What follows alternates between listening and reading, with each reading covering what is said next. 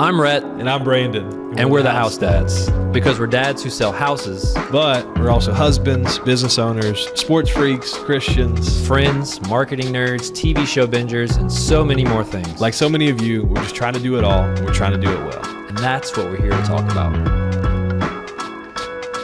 Welcome back, all of you house dads, house moms. I'll even give a shout out to you condo dads, condo moms. I like that. Flat dads for a... Flat... You know, the ones watching in the UK. Yeah. They're flats. Flats. Not condos. Yeah, I wonder where those were. I haven't sold one of those. Flat dads. That's weird to say.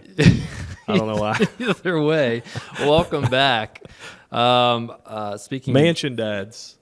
Mansion dads. We could go different. Okay, I need to stop. Continue. I'm sorry, I'm interrupting. I set us off there, Yep. but Okay. man, I just want to acknowledge how hot it is outside. I feel like I'm sweating, and we're not even 38 seconds into this thing. It's insane. It's a debate that we have every episode. We started shooting this in January, February? Yeah. And back then, we would turn the air on and then cut it off right before the episode so it wouldn't pick up any of the noise.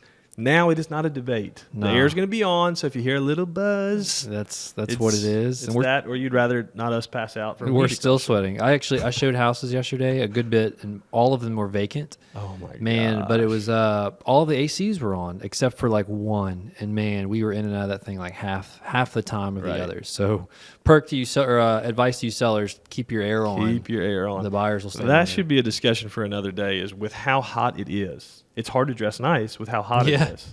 And so, keeping professionalism, but also not dying of a heat stroke, that kind of stuff is really challenging. So we'll giving a shout out to one of our sponsors, Lululemon, for just keeping us just breathing well and moving well. Speaking of Lululemon, I had heard of it and heard it was nice workout stuff for ladies and everything. And so ladies.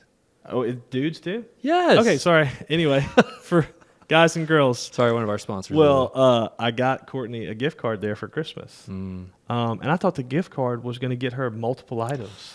It's pretty pricey, man. Dude, the gift card got her one thing. Yeah. And it was a decent gift card.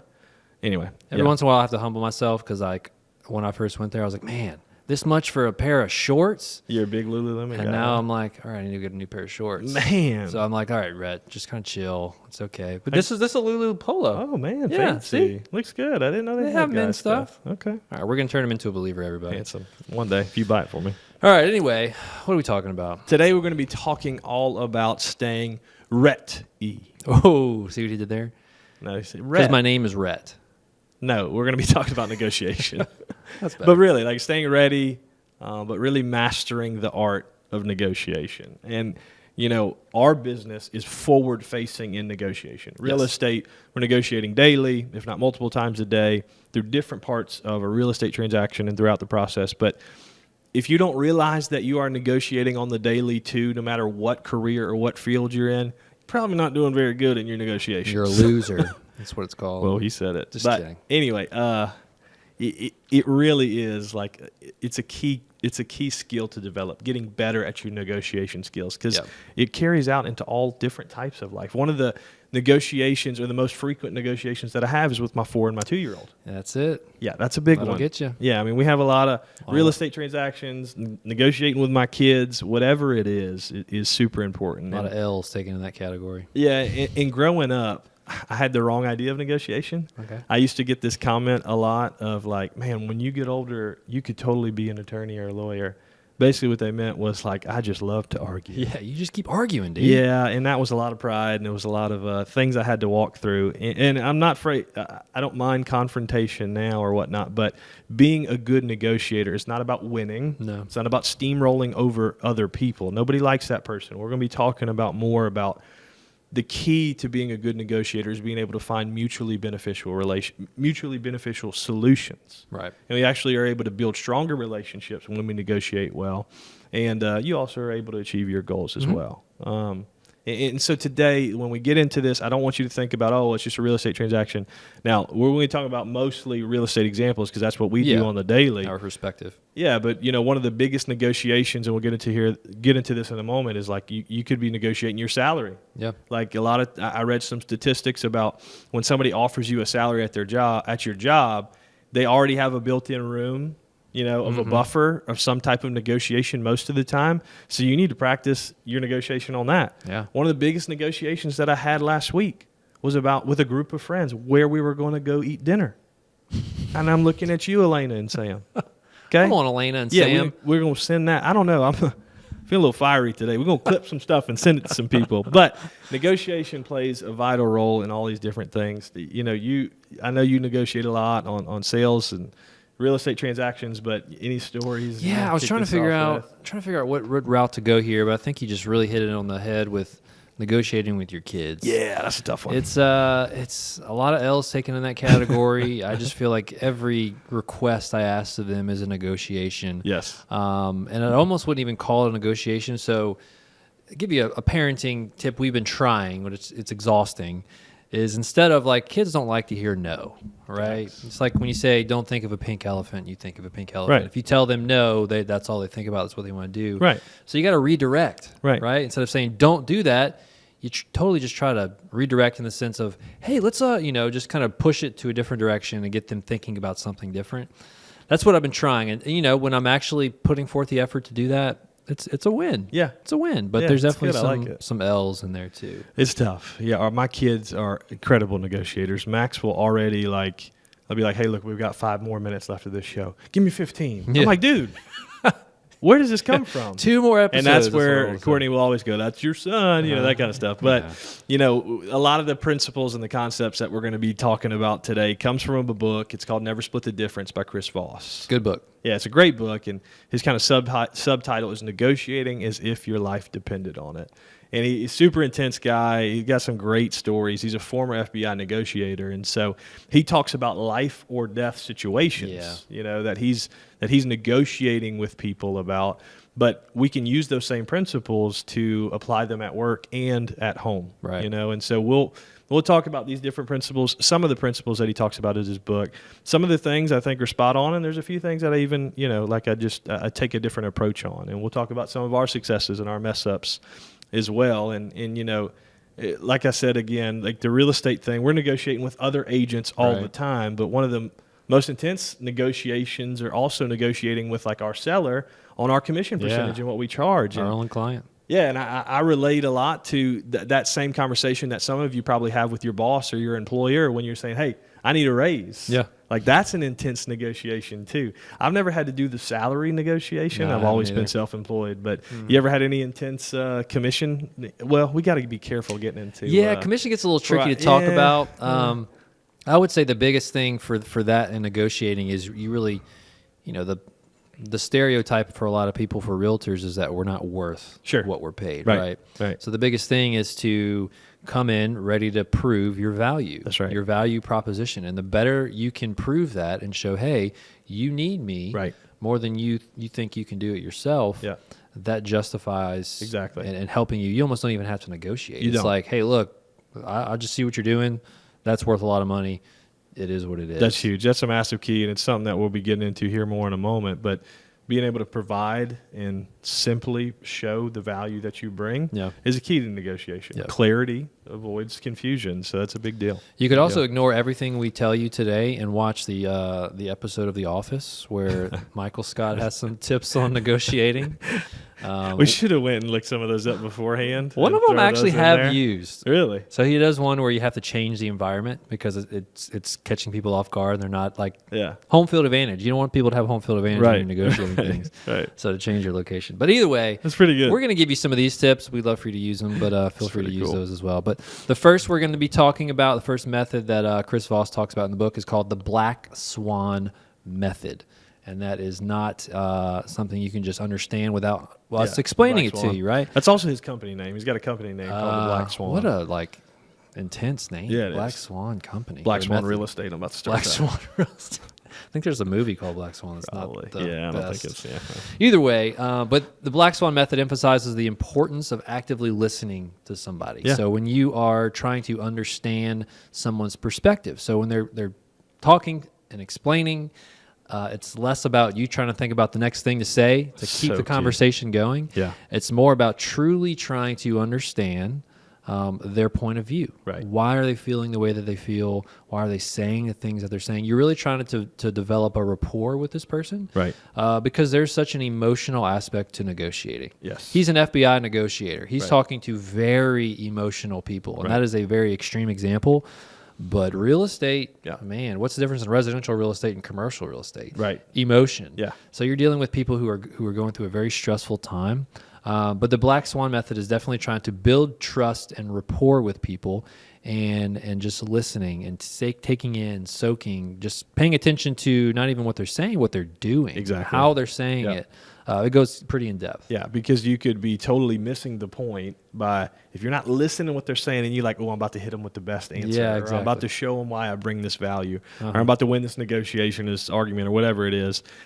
And you're missing what they're hearing or the body language that they're showing you. And if you're not paying attention and understanding their motivations, it's pointless. Yeah, it's not about Not gonna winning in negotiate this well. situation. It's truly just about understanding and honestly just being a human. Correct. Yeah. You're trying to show empathy. Easier said than done. But and that's the next point. And they go it goes hand in hand with the Black Swan method. But one of the things he talks about in his book is tactical empathy.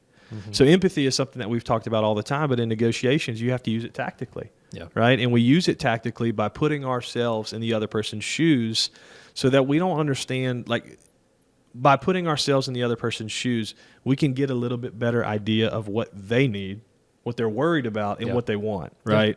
And so especially in real estate, it's super key to figure out what's most important to the other people, right? Like putting yourself in that seller's shoes, putting yourself in that buyer's shoes. And so when we understand what makes them tick, well, we can focus on collaboration. Yep. And that's what this tactical empathy does for us, is we can collaborate as opposed to compete, and we can find those mutually beneficial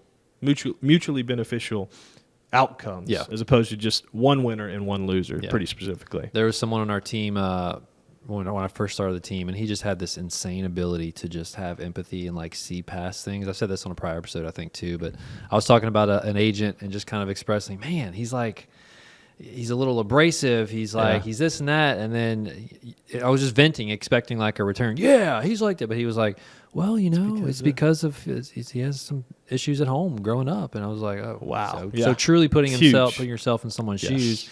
And even individual clients we have, like sometimes people can blow up over the smallest things. And you think, what? Get over it. Right. But man, truly try to understand and like have the empathy towards what are they going through right now. Exactly. And in any negotiation, what it does, having tactical empathy, it allows both parties to feel seen and to feel understood. Like, hey, I understand where you're coming from. I've put myself in that perspective. I've been where you are. I get where you're coming from. And agents, listen up. This approach, what we're talking about, showing tactical empathy, what it does is it allows both parties to be a little bit more open. Obviously, look, you're working for your client, I'm working for mine, but a lot of times your abrasiveness, your combativeness, and trying to come at me or trying to come at the other party is not helping your client at all. You're not best serving your client trying to create a win-for-you situation, because what you're going to get is not what you want, and neither one of us are going to get what we want. That's a lose-lose scenario. So we might need to clip that, and I need to send that to some people when we get into some negotiations. But clip it. We need to show tactical empathy so we can truly create win-win situations. Yeah, we're not selling high rises in New York here, people. Yeah. Stop trying to win over. Even then, man, Sir Hant and I get on a deal. We're gonna show some tactical empathy. Oh boy, try to steamroll me. We're gonna take it a different way. Exactly. Love it. Going on to the next one. One of the ways we can point. We get to the point of people and what they're going through is to ask calibrated questions, is what it says. So calibrated questions, the way Voss explains it, is basically open-ended questions. It's not just, hey, one word, yes or no.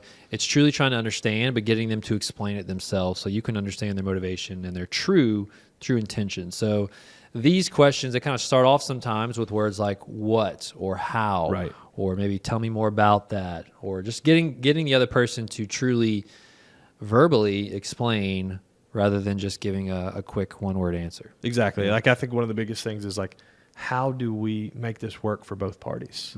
Like, how, like, instead of just saying, will this work? And you present a scenario and that allows for a yes or no answer.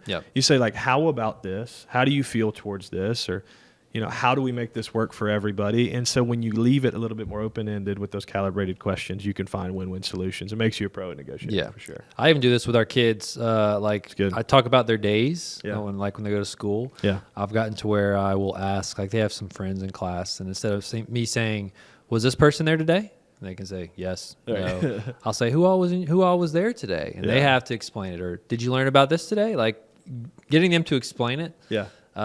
It helps them open up more and can lead to other things. And, we talked about this, we learned about this.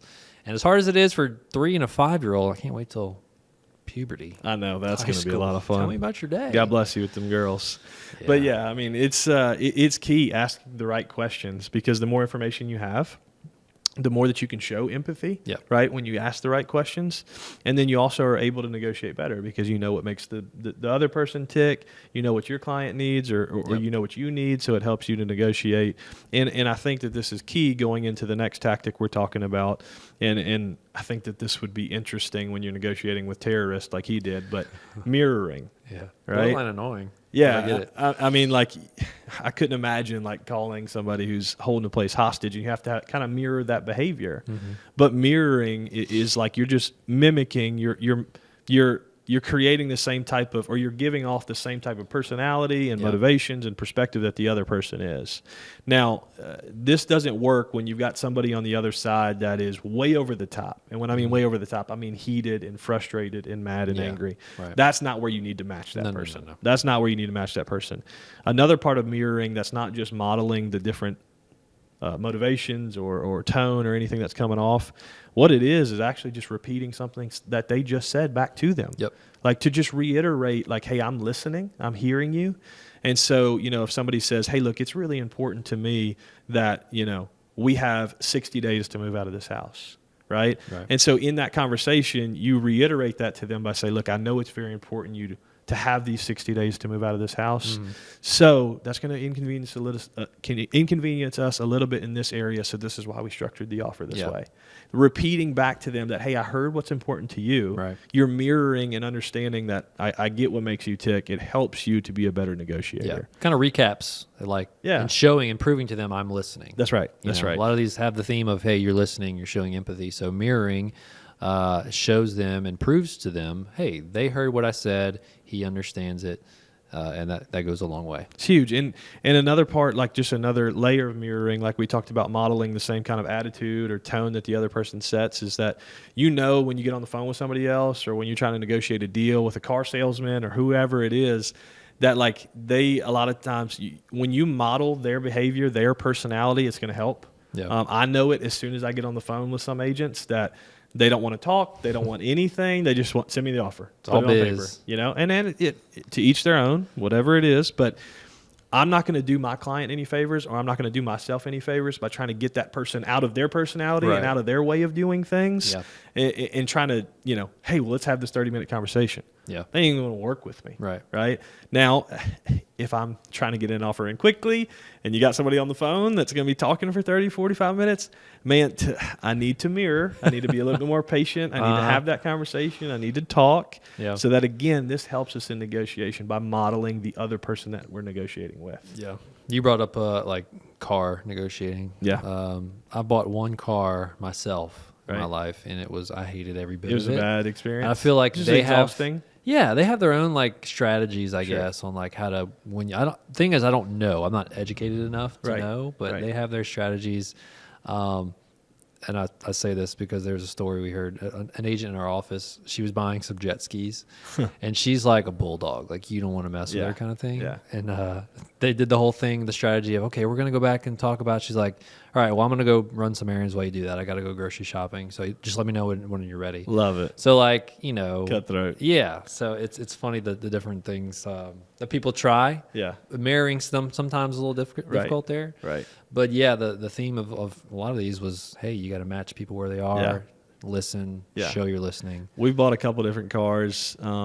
The easiest experiences, because there's no negotiation, no haggle. Shout out CarMax. Yeah, I like that though. Yeah, it's a lot of fun. But some of the others that we have bought, we had to do that negotiation, and it's even a little bit more difficult with people that like when the car salesman is somebody that that gets a little tricky and it gets a little difficult, but still use some of these tools of mirroring and all this different stuff and tactical empathy to say, hey, look, I know I'm putting you in a weird spot, but how low can we get this back? Yeah, be honest with me. Let's make this thing work. I'll tell you one of my favorite things, not like car salesman negotiating, is anytime I go to like a big city or something, especially New York, that's Courtney and I, is one of our favorite places, is that we go to Chinatown and we barter for these knockoff products. Nice. Man, it is absolutely one of my favorite things. And usually when we go, it's cold. And so I have a different amount of money in like 6 different areas. Okay. Right? So I'll put like 40 in my front left pocket, 100 in my other pocket, and then in like my jacket pockets, I'll just have like a 5 and a 20.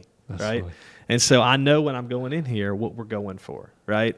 And so Courtney and I go, and we'll spend a day on Canal and we'll start negotiating. And so, like, I got her one year a knockoff David Yurman bracelet, and I'm telling you, it looked exactly like the same thing.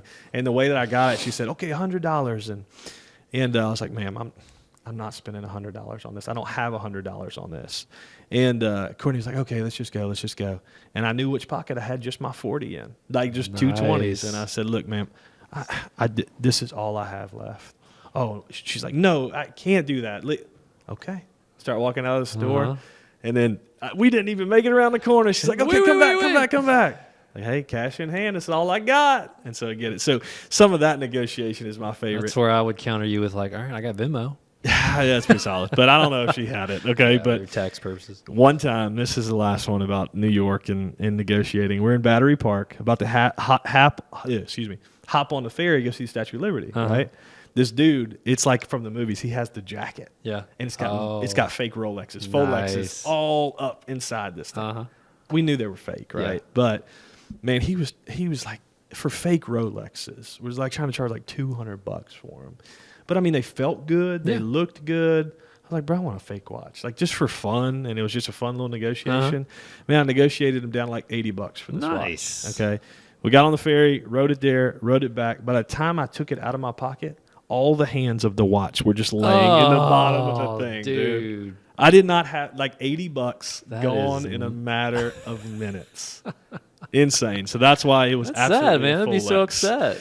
Yeah, it was a quick $80. But I mean, what else can I expect buying out of a guy's jacket? Yeah, Battery Park. That's funny. But yeah, negotiation. There's a lot of it. Like, I feel like we are a little limited sometimes in our negotiation with real estate. Sure. Like, there's only so much we can do. Yeah. I mean, at the end of the day, we're representing our clients. That's right. They're not like, you see a lot of shows sometimes where they authorize, hey, this is my max or this is the lowest I'll go. Yeah. Just go do what you got to do to get it. Yeah. Here, a lot of times we're like, sign it, send it, sign it, send it. But I think the negotiation, like you said earlier in these points, is really developing rapport with the other agent, because you're not just negotiating on the front end. There's so much throughout the process that you need to have a good rapport with them to truly get a win-win for both parties. Right. Yeah, I think that's key. And one of the last tactics that he talks about, and this is the one that maybe I just don't like the wording behind it, but what he calls it, he says that is that he tells you to treat negotiation as a game.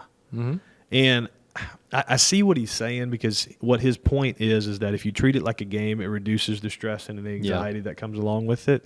But especially with what we negotiate with, we're negotiating with large sums of money, and we're negotiating with a massive piece of people's lives. Yeah, for sure. Right? And so I don't see it as a game. Right. But he's just trying to say, like, you can use strategic thinking and kind of adapt and move and problem solve. But what I would rather say is, like, it's not always personal. Right. Right? Because when we get these highly emotional thoughts and feelings involved in our negotiation, then it clouds our decision making. Right. And we're not allowed to just see this is what it is. Hey, this is a negotiation. We're trying to create something where both people win, and I'm trying to make sure I protect my people, I protect myself, I protect my client, whatever it is. But we can't let our feelings get so escalated in a negotiation, because then we don't think clearly. One of the most frustrating things when negotiating in real estate is when the other agent is emotional themselves, and they're voicing their opinions without even like talking or consulting with their client. They're just voicing their own personal things. Right. And I have no problem. I've gotten to where I'm a little, I've gotten confident to say, hey, I totally understand, but the important thing is this isn't about you, so we need to take our emotions out of this so we can represent our clients in a better way.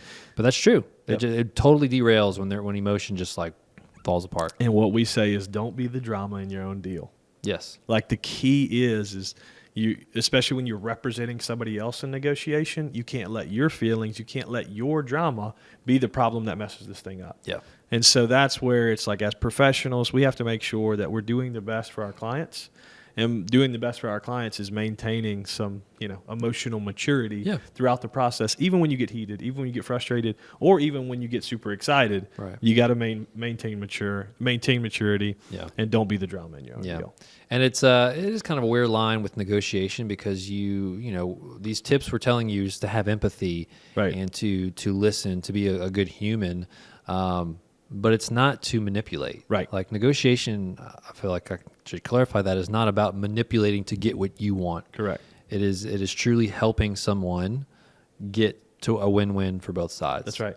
That's right. Is that fair to say? Yeah, absolutely. And I think that's where the fine line is too, is because, in many situations you're representing one party. You're representing yourself, or you're representing somebody else. So you want to get the best deal for them possible. But a lot of times you're building up some equity with the other person for not raking them over the coals during the first negotiation that you have with them. Right. That it's actually going to benefit you more in the long run if they like you and they trust you. Yep. So if you think I'm just going to beat this person over the head and I'm going to win, well, it may end up making you lose later. It may not allow you to get to the closing table. It may not allow you to get to the deal. So you can really make sure that you're protecting your client, protecting yourself, winning for yourself, but somebody else doesn't have to lose. Yeah. You can both win. For sure. You can do it all. Working as a team. Yes. That goes a long way. When I work with an agent who is cooperative, yes, they're representing their clients. They're negotiating, but at the end of the day, we're working together as a team to get things as smooth and efficiently as possible to the closing Exactly. table. It doesn't mean we're not trying to get the best deal for our client. It doesn't mean that we're not trying to. It's that we know that this is a long game, even the real estate transaction.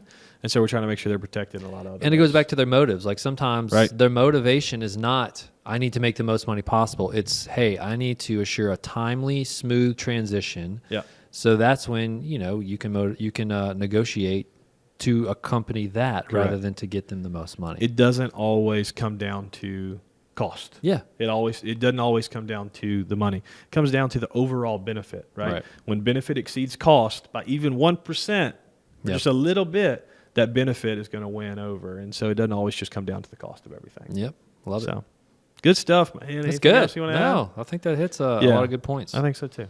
Love it. Well, hope that resonated with you. Hope you are ready to go negotiate with your toddlers and your spouses and your friends. It's funny. I was going to tell Cam, that who's in here, you talked about negotiating, going out to eat, and where to, talking with your friends. Yeah. Had a group of friends when we led youth at our church. We always talk about where we're going to go. Johnny Lombardi, shout out. He's one of his teachers, his old teachers. He has a peanut allergy.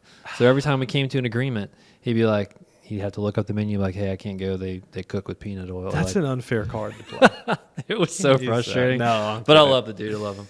Awesome. But yeah, I hope you are ready to face your negotiation with empathy. Yes. With listening, with just being a human being. Hope these tips help. Yeah, go get the book. We're not sponsored. We just love the book. Yeah, audiobook is awesome with it too, because the dude's got a cool accent. Yeah. FBI negotiator, talks like he's from Boston. That was good, Thank man. you. I like that. I'm not going to even try.